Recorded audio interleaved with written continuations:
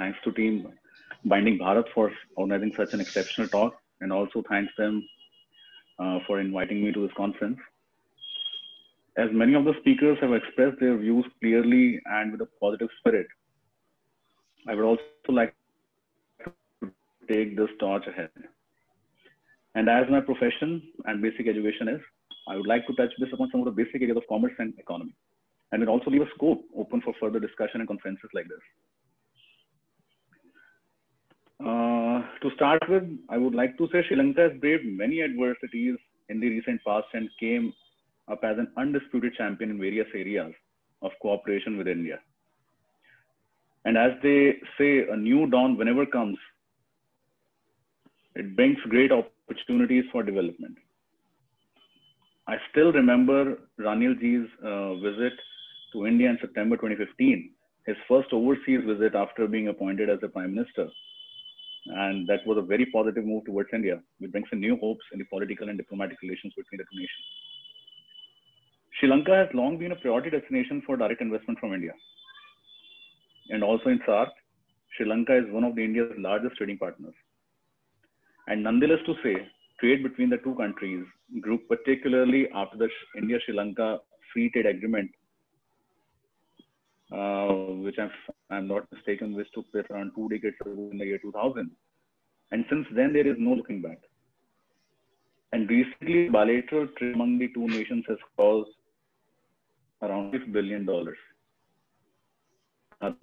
Both in shares, many other platforms, and SAARC, South Asian Cooperation Program, South Asian Economic Union, and BIMSTEC are noteworthy among them. India is also one of the largest investors in Sri Lanka, with cumulative investments of around $1.5 billion as per the recent data.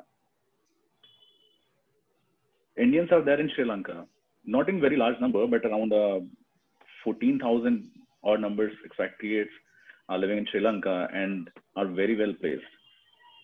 The cultural ties which India shares with Sri Lanka make it more homely for Indians to reside there. India is Sri Lanka's closest neighbor, as everyone knows.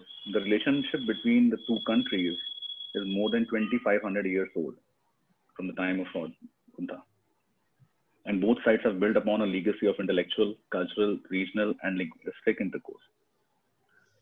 During the ages, both the nations have seen many ups and downs in their relations, and I have no grudges to say that India, I will again repeat, I have no grudges to say that India, whenever needed, supported Sri Lanka with all the possible resources and power, whether it be the civilian war or it be the LTT or whatever. Where it's an open area of discussion that India and Sri Lanka has plenty to give and take from each other in terms of resources and technology. Sri Lanka has its own expertise in many sectors, and India can be seen by them as a huge market for them, and vice versa also holds good. I would like to give an example.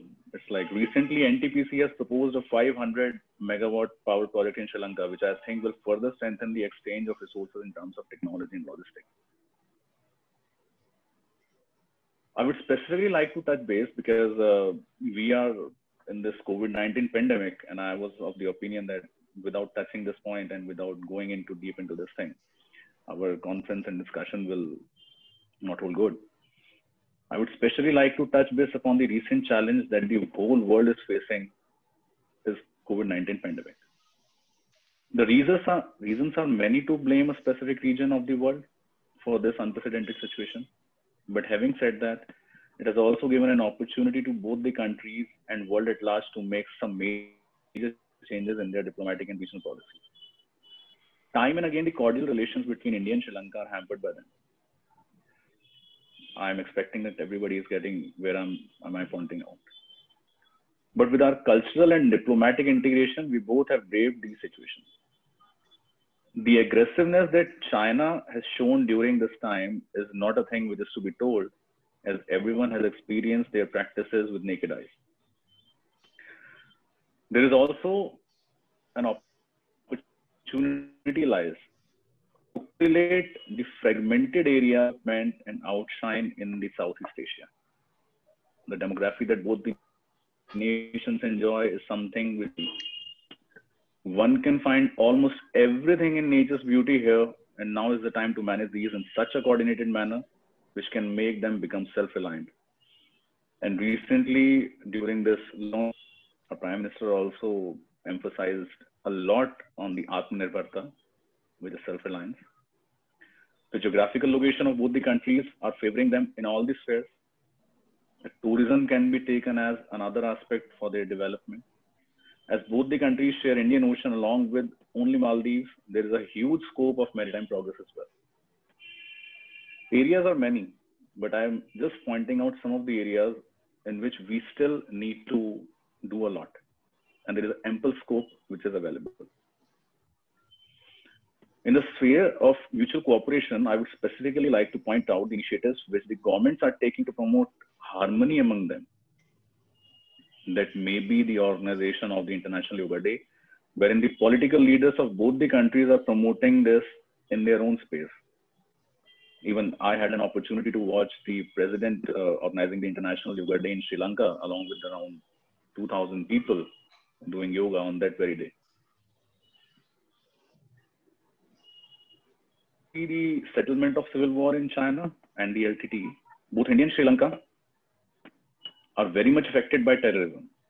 Both the nations now enjoy cordial relations on many fronts now, but still the scope is very much open, wherein the organizations such as Binding Bharat, including me, can do a lot. And as Suresh sir and the Ranil sir just said, the torch bearers are always the young generation, and whatever Kanupriya, Prasanna, and everybody is doing, there is a lot of, and it can be done.